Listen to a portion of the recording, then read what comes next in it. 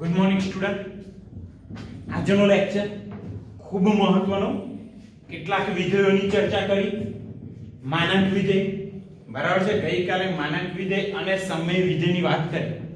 એના આગલા લેક્ચર અચળ વિધેય બરાબર છે, તદેવ વિધેય અને બહુપદી વિધેયની વાત કરી. આજના ટોપિકમાં જે બે વિધેય છે એમાં છે પહેલું ચિહ્ન વિધેય અને એના પછીનું વિધેય છે મહત્તમ પૂર્ણાંક ભાગ વિધેય. બહુ જ મહત્વનું. આના પછીનું જે વિધેય છે મહત્તમ પૂર્ણાંક ભાગ વિધેય બહુ જ મહત્વનું છે સમજવાની દ્રષ્ટિએ પણ. બરાબર છે. ચાલો આપણે સ્ટાર્ટ કરીએ. ચિહ્ન વિધેય. તો ચિહ્ન વિધેય એટલે શું? જોતા રહેજો અહીંયા આગળ. f from r to r એ કોઈ વિધેય f છે, એનો પ્રદેશ r અને સહપ્રદેશ પણ r છે. હવે ચિહ્ન વિધેય કેવી રીતે વ્યાખ્યાયિત થાય? તથા fx બરાબર, ખાસ ધ્યાન રાખજો, 1 ક્યારે? જો x ધન હોય ત્યારે.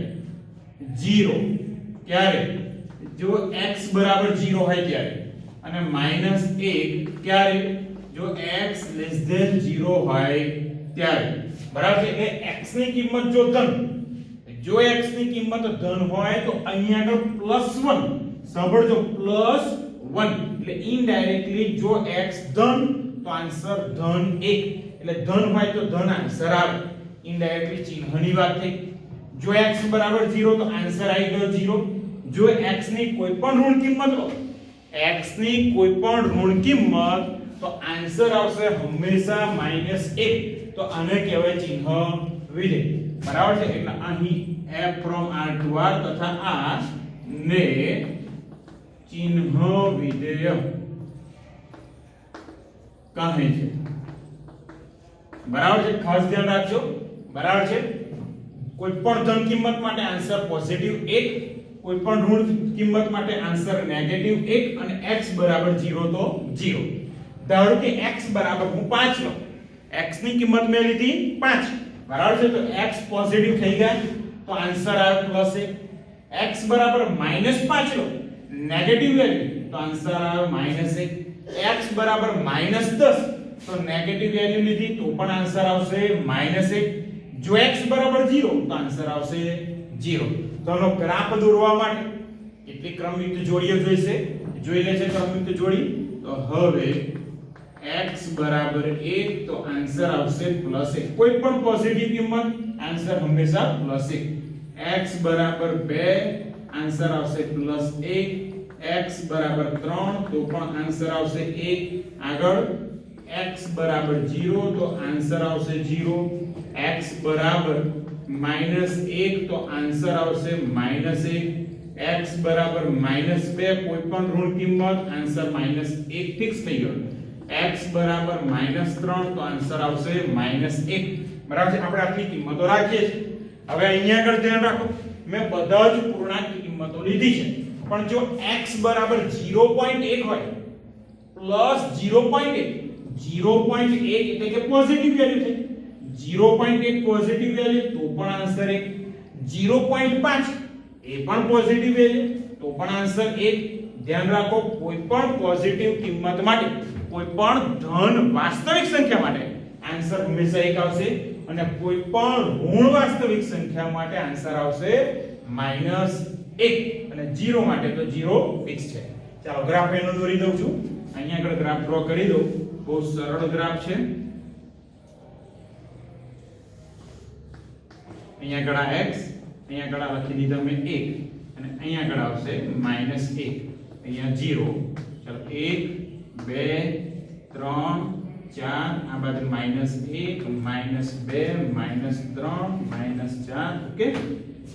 ચાલો હવે x ની કિંમત પહેલા અહીંથી વાત કરું.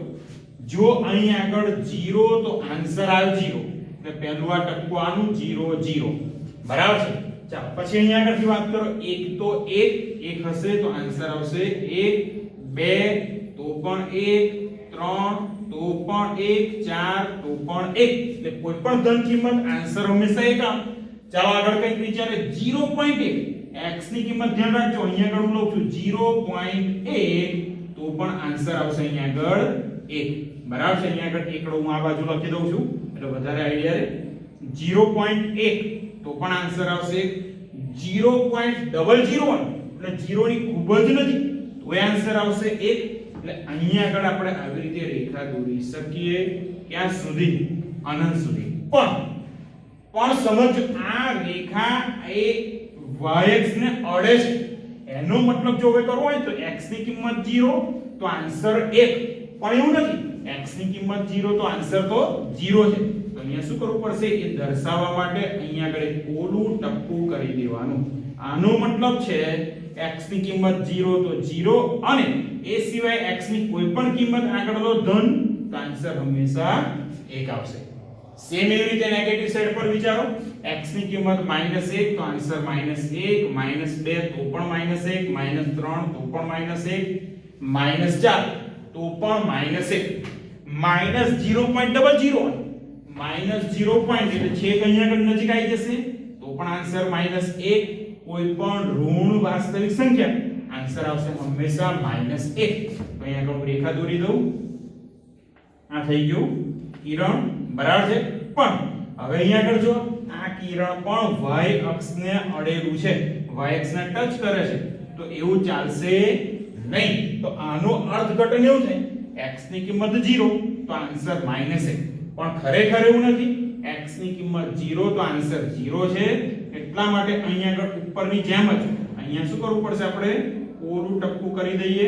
આ કરી દીધું કોરું ટપકું તો આનો મતલબ થયો x ની કિંમત 0 તો 0 અને x ની કિંમત -1 થી નાની કોઈ પણ ઋણ સંખ્યા તો આન્સર આવશે હંમેશા -1.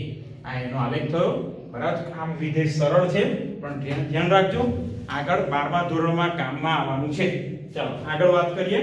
આગળનું વિધેય બહુ સારું છે અને વિધેયનું નામ છે મહત્તમ પૂર્ણાંક ભાગ વિધેય.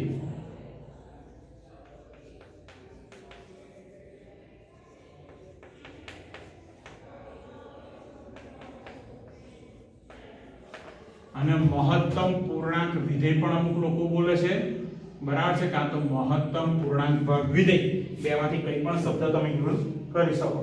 ચાલો આગળ વાત કરી લઈએ. તો અહીંયા આગળ વિધેયનું સ્વરૂપ કેવું હોય તો અહીંયા આગળ લખું જો f from r to r fx બરાબર જોતા રહેજો શું લખું છું બરાબર છે. બોક્સ જેવું લખ્યું છે બરાબર છે. એની અંદર x તો fx ને કાં તો f ને મહત્તમ પૂર્ણાંક ભાગ વિધેય કહેવાય. બધું જ કહું છું મહત્તમ પૂર્ણાંક ભાગ વિધેય કહે છે.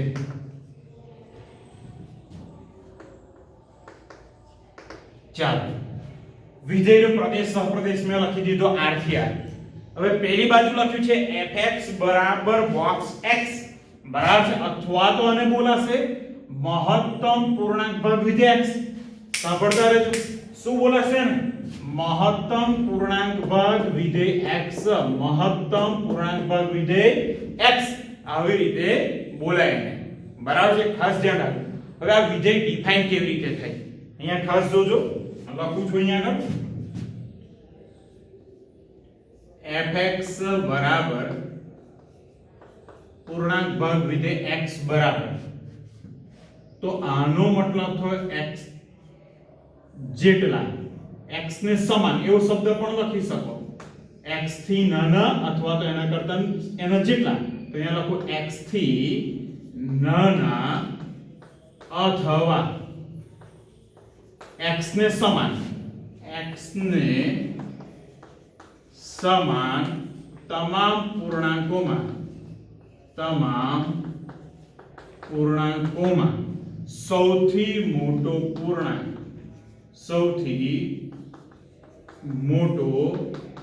પૂર્ણાંક બરાબર. આ એની વ્યાખ્યા થઈ બરાબર છે. ચાલો ગણતરી કરીએ કેવી રીતે અહીંયા આગળ આન્સર મળે. હું x ની અમુક કિંમતો લઈ લઉં અને પછી આન્સર શું મળે છે એ ચેક કરીએ. ચાલો અહીંયા આગળ વાત કરીએ છે બોક્સ 1.2 એટલે કે પૂર્ણાંક ભાગ વિધેય 1.2 હવે વ્યાખ્યા સમજજો 1.2 થી નાના અથવા x ને સમાન તમામ પૂર્ણાંકોમાં ખાસ સૌથી મોટો પૂર્ણાંક મગજમાં રાખો જ્યારે બોક્સની વાત આવે તો એનો આન્સર હંમેશા પૂર્ણાંક આવે જ્યારે બોક્સની વાત આવે તો એનો આન્સર હંમેશા પૂર્ણાંક જ આવે કોઈ દિવસ અપૂર્ણાંકમાં આન્સર આવે જો તમે અપૂર્ણાંકમાં આન્સર લાવે તો સદંતર ખોટો છે આન્સર હંમેશા પૂર્ણાંક આવે એ ધન પૂર્ણાંક હોય 0 હોય કે ઋણ પૂર્ણાંક ખાસ યાદ રાખજો ચાલો આગળ વાત કરીએ આગળ 1.2 થી નાના અથવા x ને સમાન તો આને સમાન 1.2 ને સમાન તો 1.2 ચાલે નહીં 1.2 તો અપૂર્ણાંક છે આપણે એના કરતા નાના તમામ પૂર્ણાંકોમાં ચાલો એના કરતા નાના પૂર્ણાંક લખું છું 1 0 -1 -2 વગેરે વગેરે વગેરે આ બધા જેના કરતા નાના પૂર્ણાંક લખ્યા એમાં સૌથી મોટો પૂર્ણાંક તો આનો આન્સર આવશે +1 ઓકે ખાસ ધ્યાન રાખજો 1.2 થી નાનો પૂર્ણાંક છે એમાં સૌથી મોટો પૂર્ણાંક તો એક અહીંયા આગળ આન્સર બોક્સની અંદર જો પૂર્ણાંક સંખ્યા હોય તો આન્સર એનો એ આવી જાય પણ બોક્સમાં અપૂર્ણાંક સંખ્યા છે તેના કરતા નાની સંખ્યાઓ શોધો અને એમાં સૌથી મોટી સંખ્યા સમજો બોક્સની અંદર જે અંક છે એના કરતા નાના પૂર્ણાંક લખી દો બરાબર એમાં સૌથી મોટો પૂર્ણાંક એ એનો આન્સર બરાબર આ બધી શક્યતાઓ છે આગળ વાત કરીએ પૂર્ણાંક ભાગ વિધેય 5 ચાલો હવે અહીં તો બહુ સિમ્પલ છે બોક્સની અંદર પૂર્ણાંક ભાગ વિધેય 5 છે તો આન્સર બેઠો લખી દેવાનો 5 આગળ વાત કરું છું બોક્સની અંદર -5 છે તો અહીંયા પણ આન્સર લખી દેવાનો -5 ચાલો જો ઋણ અપૂર્ણાંક લઉં છું બહુ મસ્ત છે ઋણ અપૂર્ણાંક -3.7 બરાબર છે -3.7 તો હવે અહીંયા આગળ વાત કરીએ એના કરતા નાના અથવા એને સમાન તો આને સમાન લેશો બરાબર -3.7 ને સમાન લેશો એ અપૂર્ણાંક થાય તો ચાલે નહીં એના કરતા નાના પૂર્ણાંકો તો નાના પૂર્ણાંકો કયા કયા તો એ બધી શક્યતાઓ લખું છું એના કરતા નાના પૂર્ણાંકો -4 -5 -6 -7 વગેરે વગેરે વગેરે તો આનો આન્સર આવશે આ બધામાં સૌથી મોટો પૂર્ણાંક -10 ઓકે ચાલો એનો મતલબ એવો થયો જો બોક્સની અંદર 1.1 આન્સર 1 બોક્સમાં 1.2 તો પણ આન્સર 1 બોક્સમાં 1.99 તો પણ આન્સર 1 આવે મતલબ એવો છે કે અહીંયા બોક્સની અંદર જે પણ આંકડો છે જો ધન સંખ્યા હોય તો પોઈન્ટ વાળો ભાગ કાઢી નાખો તો આન્સર જે છે ધારો કે 1.2 તો આન્સર 1.99 તો પણ આન્સર 1 એટલે પોઈન્ટ કાઢી નાખવાના જો ધન સંખ્યા હોય તો અને ઋણ સંખ્યા હોય તો પોઈન્ટ કાઢ્યા પછી બીજા -1 ઉમેરો અહીંયા જો -3.7 હતા પોઈન્ટ કાઢ્યો તો -3 ની અંદર -1 ઉમેરે એટલે થયા -4 બરાબર એટલે x ની કિંમત એટલે કે x ની કિંમત અહીંયા ખાસ જોતા રહેજો જો x ની કિંમત 1 આપણે વાત કરીએ 1 જેટલી હોય અથવા 2 કરતા નાની તો fx બરાબર પૂર્ણાંક ભાગ વિધેય x ની કિંમત હંમેશા 1 જ આવે 1 હોય તો 1 આવે જ બરાબર છે જે પૂર્ણાંક હશે એનો 1.2 તો પણ 1 1.99 તો પણ 1.999 તો પણ આન્સર 1 આવશે ચાલો હવે આપણે એના ગ્રાફ તરફ વાત કરીએ ગ્રાફ એનો બહુ મજાનો ગ્રાફ છે બરાબર છે જોઈએ છે ચાલો અહીંયા આગળ છે ધ્યાન રાખજો હવે ગ્રાફ માટે આપણે શું જોઈશે કેટલાક બિંદુઓ તો અહીંયા આગળ બિંદુઓ શોધ્યા કરતા બરાબર બિંદુઓ શોધવાની કોઈ એવી જરૂર નથી પણ અહીંયા આગળ કેવી રીતે કામ કરવાનું છે એ ખાસ જો અહીંયા લખું છું અહીં fx બરાબર પૂર્ણાંક ભાગ વિધેય x ચાલો હવે x ની કિંમત હું કઈ લઉં છું જો અહીંયા કે પર્ટિક્યુલર x બરાબર 1 લો 2 લો એવું નહીં ચાલે પણ આવી રીતે કંઈક કામ કરવું પડશે જો x ની કિંમત 1 અથવા 2 ની વચ્ચે હું 0 થી સ્ટાર્ટ કરું તો 0 less than or equal to x less than 1 આગળ 1 less than or equal to x less than 2 આગળ 2 less than or equal to x less than 3 બરાબર છે. તો પહેલો ટુકડો છે 0 થી 1 તો 0 હોય તો આન્સર 0 આવવાનો. આગળ વિચારીએ 0.5 મેં શું કહ્યું જો ધનની કિંમત હોય તો પોઈન્ટ કાઢી નાખો 0.5 તો આન્સર આવશે 0. 0.7 તો પણ આન્સર 0. 0.99 તો પણ આન્સર આવશે 0. તો 0 થી 1 ની વચ્ચે અથવા 0 તો વિધેયની કિંમત આવે 0. x ની કિંમત 1 અથવા 2 ની વચ્ચે અને 1 હોય તો પણ આન્સર અહીંયા આગળ 1 આવી જાય. સેમ એવી રીતે અહીંયા આગળ આન્સર આવશે 2. હવે ઋણ સાઈડ વિચારીએ તો અહીંયા આગળ આવશે -1 less than or equal to x less than 0 તો આન્સર આવશે -1 -2 less than or equal to x less than -3 sorry -1 અહીંયા આગળ આવશે -2 બરાબર છે. આગળ એક કિંમત લઈ લઉં છું -3 ક્યારે આવશે તો -3 less than or equal to x less than -2 આટલી કિંમત બહુ છે. ચાલો હવે ગ્રાફ દોરીએ. ગ્રાફ દોરવામાં ખાસ ધ્યાન રાખજો. આપણો y અક્ષ થઈ ગયો, આ થઈ ગયો x અક્ષ. બિંદુઓ લખી દઉં છું 1 2 3 ઋણ સાઈડ પર -1 -2 -3 0 તો ખરા. પછી અહીંયા આગળ કિંમતો લઈએ -1 -2 -3 અહીંયા કિંમત આવશે 1 2 અને અહીંયા આગળ લખી દઉં છું 3. ચાલો બધી જ કિંમતો આપણે x અક્ષ y અક્ષ પર દર્શાવી દીધી. હવે ચર્ચા કરીએ. ધ્યાન રાખજો ખાસ. હવે x ની કિંમત 0 હોય અથવા તો 1 કરતા નાની હોય કયો ટુકડો આવે તો કે x ની કિંમત 0 હોય અથવા તો 1 કરતા નાની તો આટલો. ધ્યાન રાખજો x ની કિંમત 0 અથવા 1 કરતા નાની તો અહીંયા આગળ આન્સર આવે છે 0.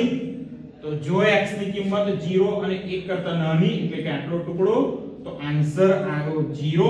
હવે આ ભાગમાં 0 છે પણ 1 નથી તો 1 આગળ અહીંયા આગળ આપણે કરવું પડશે પોલું ટપકું 0 આગળ ઘટતું ટપકું અને આટલો ભાગ ડાર્ક થઈ ગયો. બરાબર છે. મતલબ x ની કિંમત 0 હોય અથવા 1 કરતા નાની તો આન્સર આવશે 0. આગળ વિચારીએ x ની કિંમત 1 હોય અથવા 2 કરતા નાની એટલે આટલો ટુકડો તો આન્સર આવશે +1. તો અહીંયા આગળ જોતા રહેજો 1 અહીંયા આગળ 2. હવે અહીંયા આગળ x ની કિંમત 1 છે. x 1 લઈ શકાય. અહીંયા આગળ x 1 લીધા છે તો અહીંયા ડાર્ક ટપકું. શું x 2 છે? ના. તો x 2 આગળ શું આવશે? અહીંયા આગળ ઓલું ટપકું અને આનો આન્સર આવે છે 1 એટલે આટલા ભાગમાં આવશે ડાર્ક લાઈન. બરાબર છે. હજુ આગળ વિચારીએ 2 અને 3 તો અહીંયા આગળ 2 અને અહીંયા આગળ 3 તો અહીંયા આગળ x ની કિંમત 2 છે. x ની કિંમત 3 નથી તો 3 આગળ ઓલું ટપકું. x ની કિંમત 2 છે તો 2 આગળ ઘટતું ટપકું અને આન્સર આવે છે 2 એટલે 2 આગળ આપણે ટપકા કર્યા. 2 અહીંયા છે 3 નથી એટલે અહીંયા આગળ આવશે ઘટતી લીટી. ઓકે. આગળ વાત કરીએ નેગેટિવ સાઈડ પર. જો x ની કિંમત -1 થી 0 હોય તો આન્સર આવે છે -1. તો -1 અહીંયા આવે છે. x ની કિંમત -1 ધારણ કરી શકે પણ x ની કિંમત 0 આવી શકે નહીં એટલે અહીંયા આગળ આવશે -1 આગળ ઘટતું ટપકું 0 આગળ આવશે ઓલું ટપકું. તો આ લાઈન થઈ ગઈ. અહીંયા આગળ x ની કિંમત -2 થી 1 તો -2 થી -1 તો આન્સર આવશે -2. ધ્યાન રાખો અહીંયા આગળ -1 નથી તો -1 આગળ ઓલું ટપકું -2 આગળ ઘટતું ટપકું અને આ લાઈન થઈ ગઈ.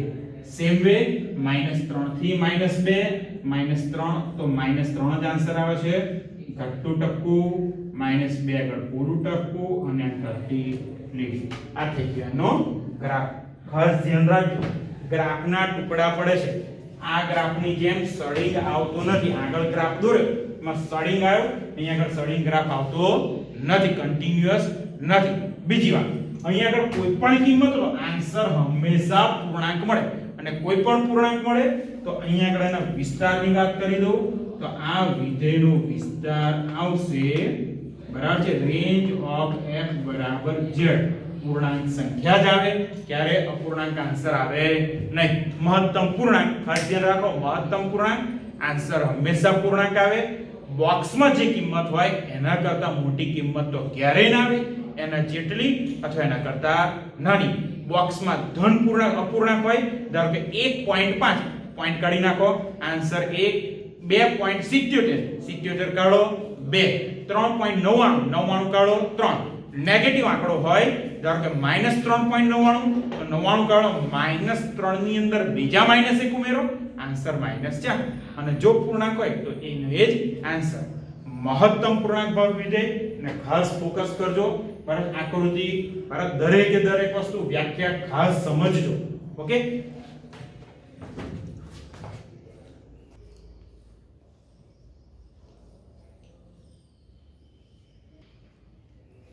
ચાલો હવે બે વિધેય ભણ્યા. ચિહ્ન વિધેય, મહત્તમ પૂર્ણાંક ભાગ વિધેય ખૂબ સારા હતા. હવે વિધેય લખવાના બધા જ કમ્પ્લીટ થઈ ગયા છે. હવે માત્ર થોડાક દાખલા રહ્યા અને એકાદ પોર્શન થિયરીનો રહ્યો છે.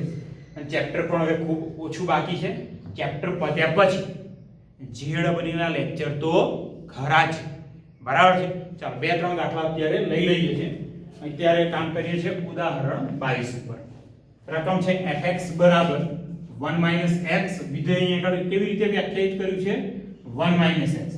x ની કિંમત 0 કરતા નાની હોય તો, જો x બરાબર 0 તો કિંમત આવશે 1 ફિક્સ થઈ ગઈ. જો x ની કિંમત ધન તો વિધેય આગળ આવશે x + 1. ધ્યાન રાખો, વિધેયનું સૂત્ર અલગ અલગ છે. જો x પોતે ઋણ તો આપણે વિધેય કયું લેવું પડે? 1 - x. જો x બરાબર 0 તો વિધેય આવશે 1. અને x ની કોઈ પણ ધન કિંમત માટે વાત કરીએ તો વિધેય x + 1. એટલે વિધેયના સૂત્ર અલગ અલગ છે દરેક કિંમત માટે. માત્ર અહીંયા આગળ આલેખ ડ્રો કરવાનો છે. તો કિંમતો લઈ લઈએ, 1 2 3 થોડી ધન કિંમત લઈએ, 0 લઈએ અને ઋણ કિંમત જોતા રહેજો. ચલો પહેલા હું લખી દઉં. હવે f of 0 એટલે x ની કિંમત 0. ધ્યાન રાખો, આ જે કૌંસ છે ને આ કિંમત દર્શાવે. x ની કિંમત 0 તો વિધેયની કિંમત મળી 1. પછી આ કેટલીક ધન કિંમત લઈ લઉં, f of 1.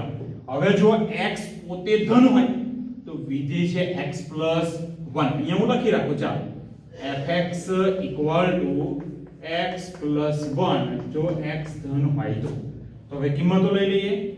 f of 1 તો અહીંયા x ની જગ્યાએ 1 મૂકવા પડે તો 1 ને 1 2. અહીંયા આગળ 2 લઉં તો 2 + 1 આન્સર મળ્યો 3.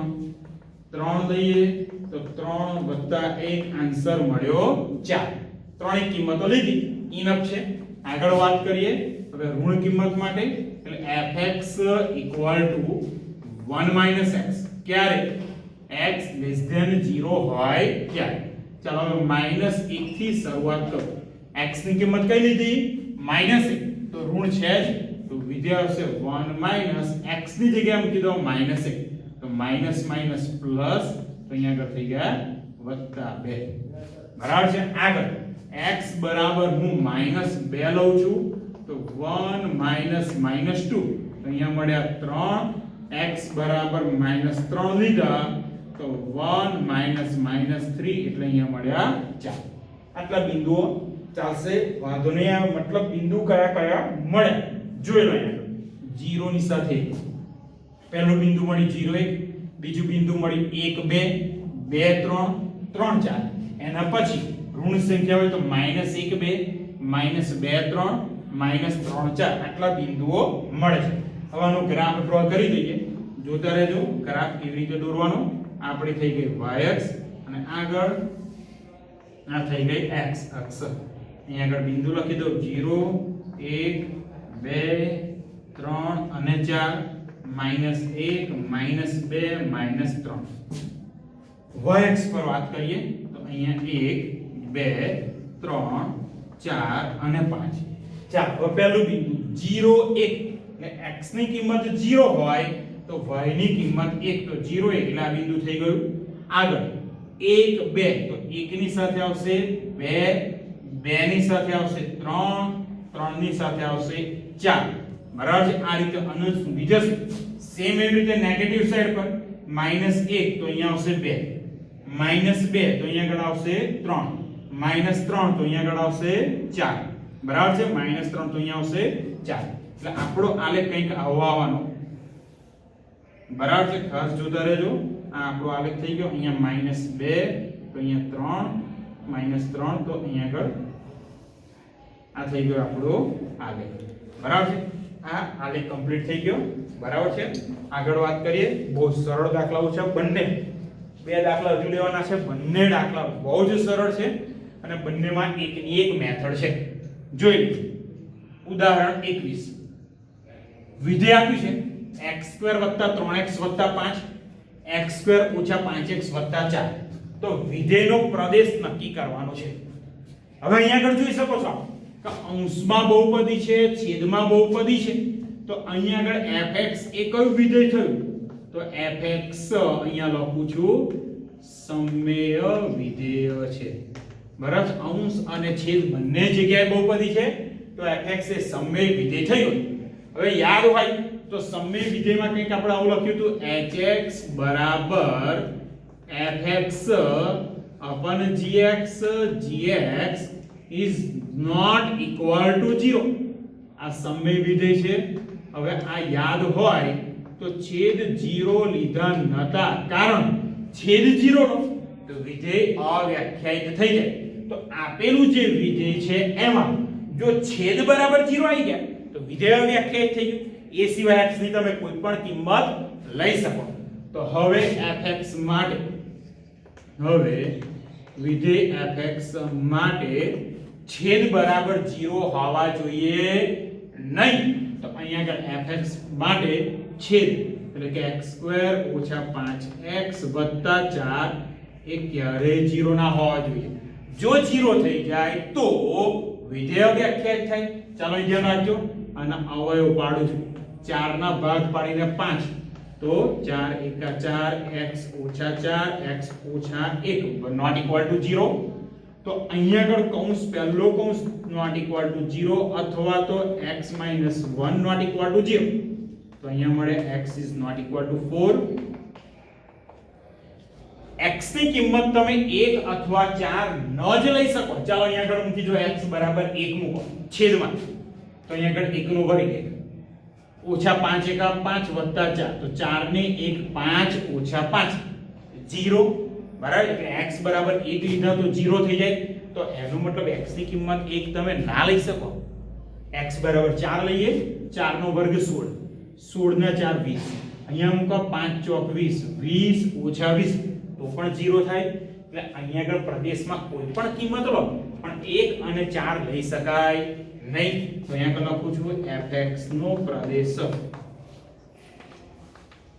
fx no Pradesh domain of f r -1 અને 4 બધી જ કિંમત લઈ શકો માત્ર 1 અને 4 ન લઈ શકાય સેમ એના જેવો દાખલો છે એના પછીનો વિધેય fx રકમ છે x2 2x 1 છેદમાં x2 8x 12 અહીંયા પણ પ્રદેશ નક્કી કરવાનો છે સમય વિધેય છે આગલા દાખલા જેવું જ છેદ 0 થવો જોઈએ નહીં તો હવે fx માટે લખું છું છેદ is not equal to 0 x2 8x 12 is not equal to 0 12 ના ભાગ પાડીને 8 લાવવાના તો 6 દુ 12 તો x 6 x 2 not equal to 0 તો પહેલો કૌંસ 0 ન થાય સાથે સાથે બીજો પણ 0 ન થવો જોઈએ જો બંનેમાંથી એક 0 થઈ ગયા તો 0 થાય એટલે બંને કમ્પલસરી નોટ ઇક્વલ ટુ 0 આવવા જોઈએ